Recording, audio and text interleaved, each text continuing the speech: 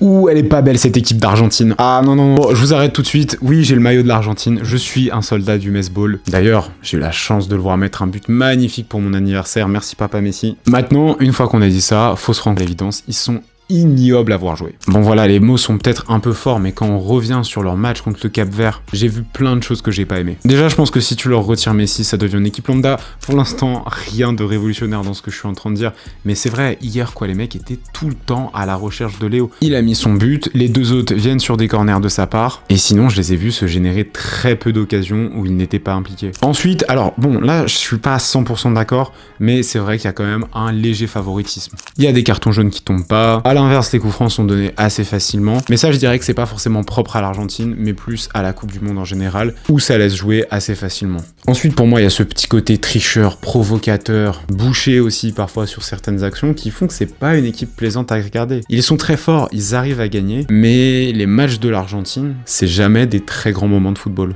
On est toujours dans l'attente d'un miracle. C'est une équipe qui est assez prenable, je pense qu'ils ont un gros mental, mais ils ont du mal à finir les matchs. Ils ont du mal à garder un score, ça s'est encore vu contre le Cap-Vert, ça s'était vu contre nous, ça s'était vu contre les Pays-Bas. Et là où je dis qu'ils ont un grand mental, c'est qu'ils arrivent quand même à s'en sortir alors qu'ils ont été repris. Je les mets quand même favoris contre l'Égypte, mais à voir ce que ça va donner par la suite. Et je suis chaud d'avoir vos avis en commentaire.